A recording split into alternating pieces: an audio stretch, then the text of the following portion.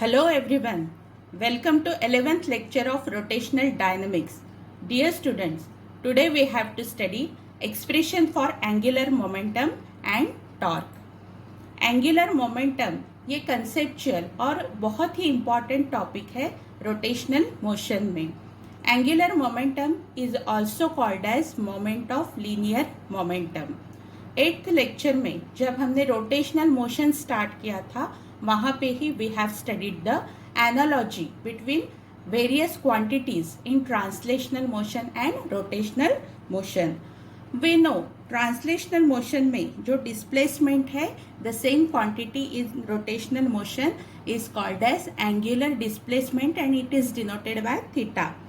Similarly, the quantity velocity in translational motion is called as angular velocity in rotational motion and it is denoted by omega.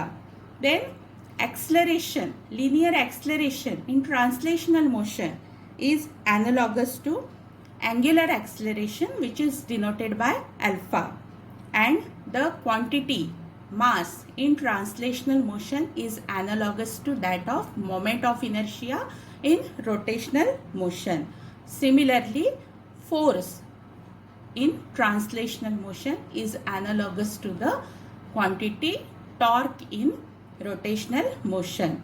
On the same way, the quantity angular momentum in rotational motion is analogous to that of the quantity momentum in translational motion. तो translational motion में जो momentum है the same momentum in rotational motion is called as angular momentum. तो angular momentum क्या है? So it is the quantity in rotational mechanics analogous to the linear momentum and it is also called as moment of linear momentum. अब torque जो analogous है to force in linear motion, तो torque को हम क्या कहते हैं? torque को हम moment of force कहते हैं. The other name for torque is moment of force. तो वो ही लाइन में अगर हम मोमेंटम एंगुलर मोमेंटम को डिफाइन करते हैं या angular momentum can also be named as moment of linear momentum. So torque moment of force, angular momentum moment of linear momentum. इसलिए if p is the instantaneous linear momentum, यानी we know linear momentum is denoted by letter p. अगर हम p ये instantaneous linear momentum लेते हैं तो angular momentum या moment of linear momentum is equal to L is equal to R cross p, where R is the position vector of the axis. R is the position vector from the axis of rotation. तो linear momentum is denoted by P and angular momentum is denoted by letter capital L. Angular momentum ये क्या है? Vector quantity है since it is having magnitude as well as direction. अब L की definition क्या है? तो L is always equal to R cross P. So it is cross product of R and P. R क्या है? Position vector from the axis of rotation and P is the linear momentum. तो angular momentum and linear momentum ये दोनों का भी relation क्या है? तो angular momentum is cross product of position vector and linear momentum. तो ये जो डेफिनेशन है this definition L is equal to R cross P is always true in any sense. तो ये डेफिनेशन हमेशा के लिए सही है. It is always true. R cross P, P cross R नहीं है, it is R cross P. It is cross product of R and P. अगर हम क्रॉस प्रोडक्ट की डेफिनेशन लगाते हैं तो मैग्नीट्यूड वाइज यहाँ पे ये L क्या है? यहाँ पे ये एंगुलर मोमेंटम का अगर हम मैग्नीट्यूड सिर्फ लेते हैं तो L is equal to p r sine theta, where theta is the smaller angle between directions of P and R. Cross product 11th standard में पढ़ते वक्त हमने देखा है क्रॉस प्रोडक्ट में क्या रहता है, दो वेक्टर्स प्लेन में रहते हैं, एक प्लेन में रहते हैं, और जो क्रॉस प्रोडक्ट है तीसरा वेक्टर उसका रिजल्टेंट यह हमेशा क्या रहता है, परपेंडिकुलर टू दैट प्लेन। तो L का मैग्नीट्यूड क्या है, L is equal to p r sine theta. तो ये थीटा क्या डिनोट करता है, सेंस ऑफ रोटेशन, या it is the smaller angle between the direction of P and R। तो एंगुलर मोमेंटम का यूनिट क्या होगा, since it is product of linear momentum and r. तो लीनियर मोमेंटम का है मास इनटू वेलोसिटी, मतलब KG metre per second into again metre, so it is KG metre square per second. And dimensions of angular momentum are m1 l2 and t minus 1। तो ये सब है angular momentum के बारे में information. तो angular momentum ये जो हम निकालते हैं, जो क्रॉस प्रोडक्ट है position vector and linear momentum का, तो L की वैल्यू जो है ये हमेशा किसी के अबाउट रहती है, एक्सिस ऑफ रोटेशन के अबाउट हम हमेशा निकालते हैं। तो अभी हमें we have to derive expression for the angular momentum in terms of moment of inertia for the purely rotational motion. तो ये बॉडी जो यहाँ पे हमने कंसिडर की है, तो this body has pure rotational motion और it is purely rotating with angular velocity here omega.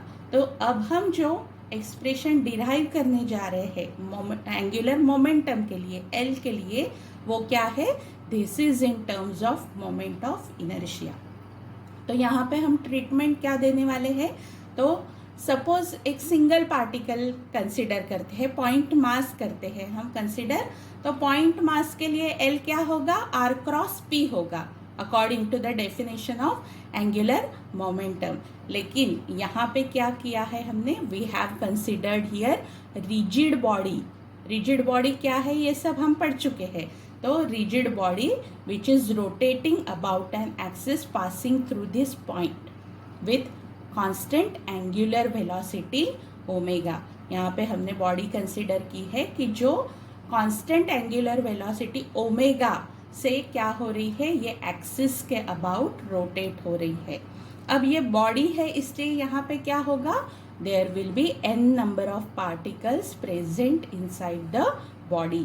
तो यहाँ पे हम ट्रीटमेंट कैसे देने वाले हैं कि हर एक particle as a point mass treat करके we will find the angular momentum about every point in this body, और उसके बाद में वो सभी जो एंगुलर मोमेंटम आएंगे उन्हें हम क्या करेंगे, एक दूसरे के साथ जोड़ेंगे, ऐड करेंगे। तो हमारा क्या होगा, जो वेक्टर सम होगी, ऐड करेंगे मतलब डायरेक्शन वाइज भी हम ऐड करेंगे, तो वो वेक्टर सम होगी and that can be the total angular momentum of this whole system of the particle. तो हर एक का एंगुलर मोमेंटम निकाल के उसे एक दूसरे के साथ जोड़ो, या जो हमारा फाइनल एक्सप्रेशन निकलेगा relation between L and I, क्योंकि हम क्या कर रहे हैं, we are going to derive expression for angular momentum in terms of I, L and I। तो ये ट्रीटमेंट न लगाते हुए डायरेक्टली ये बॉडी का ये एक्सिस के अबाउट मोमेंट ऑफ इनर्शिया निकालो and find out the linear momentum. तो ये जो ट्रीटमेंट है, ये ट्रीटमेंट यहाँ पे तो आपको सिंपल लगेगी, लेकिन while solving problem you will have to understand and you will have to apply this treatment in order to get the proper solution of the given problem. So let us proceed. तो यहाँ पे हमने क्या किया है, in this figure we have considered the rigid body rotating with constant angular speed omega about this axis perpendicular to the plane of this paper. अब हमने क्या किया है कि we have considered this body consisting of n number of particles each having mass m1 m2 up to mn, and these particles are situated at a distance r1, r2 up to rn from the axis of rotation of this body. अब हर एक individual particle का हम लेंगे तो क्या होगा कि जैसे ही ये ऑब्जेक्ट, जैसे ही ये रिजिड बॉडी रोटेट होगी तो सभी पार्टिकल्स क्या करेंगे, all the particles will perform uniform circular motion with constant angular speed, और इनकी जो लीनियर स्पीड होगी वो लीनियर स्पीड क्या होगी, हर एक पार्टिकल की अलग अलग होगी, डिफरेंट होगी, and that can be given by v1 is equal to r1 omega, v2 is equal to r2 omega, vn is equal to rn omega. ये पहले पार्टिकल की, दूसरी पार्टिकल की, एन पार्टिकल की. ये कैसे लिखा, हमने शुरुआत में ही रिलेशन डिराइव किया है रोटेशनल डायनामिक्स में कि linear velocity and angular velocity एक दूसरे के साथ रिलेटेड कैसे है, तो v is equal to r omega. तो ये जो इंडिविजुअल वेलोसिटीज है इनकी डायरेक्शन कैसी रहेगी, तो tangent to their respective tracks. ये भी हमने पढ़ा है कि यूनिफॉर्म सर्कुलर मोशन करते वक्त लीनियर वेलोसिटी की डायरेक्शन हमेशा कैसी रहती है, along the tangent to their circular path या रिस्पेक्टिव पाथ. तो ये क्या किया है हमने, जस्ट यहाँ पे कंसिडरेशन किया कि बॉडी एन पार्टिकल्स, बॉडी में एन पार्टिकल्स है, हर एक का masses m1 m2 up to mn है, and these all are situated at r1 r2 up to rn distance from the axis of rotation.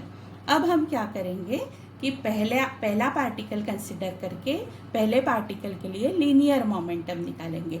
Linear momentum की definition हमको पता है, it is denoted by p and it is product of mass and velocity. तो ये m1 v1 हो गया. अब v is equal to r omega, ये रिलेशन लिखते हैं तो ये हो जाएगा m1 r1 ओमेगा. तो ये जो वेलोसिटी है पहले पार्टिकल की जो यहाँ पे हमने लिखी है, तो ये जो मोमेंटम है लीनियर मोमेंटम, इसकी भी डायरेक्शन क्या होगी, same as that of v1. तो ये पहले पार्टिकल के लिए हमने एंगुलर लीनियर मोमेंटम निकाला. अभी वो ही पार्टिकल के लिए हम क्या करेंगे, एंगुलर मोमेंटम निकालेंगे. तो L is equal to P1 R1. So m1 r1 square omega, ये क्या है PPR. L is equal to PR, ये क्या है relation, linear moment, angular momentum and linear momentum का. तो P1 की वैल्यू हमने यहाँ पे पुट कर दी, तो we get m1 r1 square omega. तो in this way we have determined angular momentum of the first particle. लेकिन सिस्टम में एक ही पार्टिकल है क्या, नहीं, there are n number of particles in the system. तो सिमिलरली हम क्या करेंगे, L1 के लिए ये आया, L2 के लिए आ जाएगा m2 r2 स्क्वायर ओमेगा, तीसरे पार्टिकल के लिए आएगा m3 r3 cube, m3 r3 square omega up to Ln is equal to mn rn square omega. ने एक के लिए निकाला और सिमिलरली बाकी सभी पार्टिकल्स के लिए क्या रहेगा, वो डिफरेंट हमने एंगुलर मोमेंटम निकाल लिया. अब शुरुआत में जैसे बताया मैंने कि ये जो रिजिड बॉडी है ये रोटेट हो रही है about the fix axis of rotation. तो इनके जो एंगुलर मोमेंटा है ये सभी क्या हो गए, those will direct along the axis of rotation. और ये जो डायरेक्शन है, ये डायरेक्शन हम किससे डिनोट करते हैं, तो we denote direction of this by right hand thumb rule. Rotational dynamics के पार्ट 1 में ही आपको राइट हैंड थंब रूल बताया है. तो यहाँ पे ये जो एंगुलर मोमेंटा है, तो ये L की डायरेक्शन क्या होगी, it will be given bye right hand thumb rule. Right hand thumb rule क्या है कि अगर हम हमारा राइट हैंड कंसिडर करते हैं कि एक्सिस उसमें फिक्स है, तो consider your right hand such that the fingers are curl around axis and thumb is outstretch. तो अगर कर्ल्ड फिंगर्स ये सेंस ऑफ रोटेशन बताते हैं R क्रॉस P, R से P की तरफ, तो जो आउटस्ट्रेच फिंगर होगा वो क्या करेगा, it will show the direction of angular momentum. तो ये ही राइट हैंड थंब रूल है। तो अगर रोटेशन जो है ये क्लॉकवाइज होगा तो एल की डायरेक्शन इनवर्ड होगी, एंटी क्लॉकवाइज होगा तो एल की डायरेक्शन जो है वो क्या होगी, आउटवर्ड होगी। तो इनवर्ड है या आउटवर्ड है, इसके लिए हम क्या करेंगे, राइट हैंड थंब रूल वहाँ पे अप्लाई करेंगे। तो सिमिलरली हम क्या करेंगे, यहाँ पे we will all add here all the angular momentum of individual particles to give as a whole magnitude of the angular momentum of this complete rigid body। इसलिए L is equal to L1 plus L2 plus Ln। अब ये सब क्या है, mechanical part है। L1 की value हमने m1 r1 square omega put की, m2 r2 square omega, mn rn square omega. अब ओमेगा ओमेगा सब में है, ओमेगा कॉमन निकाल लिया तो m1 r1 square plus m2 r2 square plus mn rn square. अब ये जो क्वांटिटी है जो ब्रैकेट के अंदर है, ये क्वांटिटी क्या है, पहचान की है। That quantity is given by the moment of inertia of the body about the axis of rotation. ये जानी पहचानी है। मोमेंट ऑफ इनर्शिया डिटरमाइन करते वक्त हमने ये ही डेफिनेशन की थी, it is the product of the mass of the individual particle and square of its distance from the axis of rotation. तो ये सम है सभी प्रोडक्ट की। तो ये ब्रैकेट हम रिप्लेस करते हैं आई से, तो what we get, L is equal to I omega. तो ये जो रिलेशन है, मतलब either you find linear moment of angular momentum of individual particle and add all the momenta to get L, or just write down the moment of inertia of the given body about the given axis of rotation and multiply it with angular velocity to get the angular momentum। तो ये क्या दिख रहा है हमको, L is equal to I omega. ये क्या है, this is analogous to mass into V, linear momentum, जो लीनियर मोशन का है। तो इन दिस वे अगर I is replaced by mass, तो ये क्या है, इसका फिजिकल सिग्निफिकेंस है। मतलब जो क्वांटिटी मास है ट्रांसलेशनल मोशन में, the same thing is moment of inertia in rotational motion। So in this way we have derived angular momentum, expression for angular momentum in terms of moment of inertia। अब same treatment हमको देनी है in order to determine the torque in terms of moment of inertia। अब दूसरी जो quantity है, जैसे हमने पहले एंगुलर मोमेंटम देखा था, वैसे ही टॉर्क ये क्या है, this is the analogous quantity in rotational motion to the quantity force in translational motion. तो जो काम फोर्स का है ट्रांसलेशनल मोशन में, वो ही काम क्या है, टॉर्क का है। तो किसी भी बॉडी को रोटेटिंग इफेक्ट देने के लिए, टर्निंग इफेक्ट देने के लिए, वो बॉडी को टॉर्क अप्लाई करना बहुत ही ज़रूरी है। और वो टॉर्क किस पे डिपेंड करता है कि हम कितना फोर्स लगाते हैं, कहाँ पे फोर्स लगाते हैं वो बॉडी को, और कितने एंगल पे फोर्स लगाते हैं, उससे वो बॉडी का टॉर्क क्या होगा, डिपेंड रहेगा, या बॉडी का वो टर्निंग इफेक्ट डिपेंड रहेगा। तो वैसे ही हम जो एंगुलर मोमेंटम के लिए ट्रीटमेंट लगाई थी, the same treatment we are going to apply in order to derive the expression for the torque in terms of moment of inertia। तो यहाँ पे भी हमने क्या की है, we have considered the rigid body which is rotating about given axis of rotation with constant angular acceleration alpha। यहाँ पे भी हम कंसिडर करते हैं कि बॉडी में क्या है, n number of particles are there which are situated at a distance r1, r2 up to rn from the axis of rotation। तो यही कंसिडर किया है हमने यहाँ पे। अब जैसे ये बॉडी रोटेट होगी तो क्या होगा, सभी पार्टिकल्स करेंगे circular motion with constant angular acceleration alpha, but with different tangential acceleration. जैसे वहाँ पे क्या था कि एंगुलर वेलोसिटी सेम थी, लेकिन एंगुलर लीनियर वेलोसिटी हर एक पार्टिकल की अलग अलग थी, वैसे ही यहाँ पे एंगुलर एक्सेलरेशन सेम है टॉर्क में, लेकिन लीनियर एक्सेलरेशन हर एक पार्टिकल का क्या होगा, अलग अलग होगा। तो पहला पार्टिकल लेते हैं, तो उसका suppose a1 is equal to r1 alpha. तो ये क्या है, लीनियर एंड एंगुलर एक्सेलरेशन का रिलेशन है। तो ये सभी पार्टिकल्स के लिए यहाँ पे हमने लिख लिया।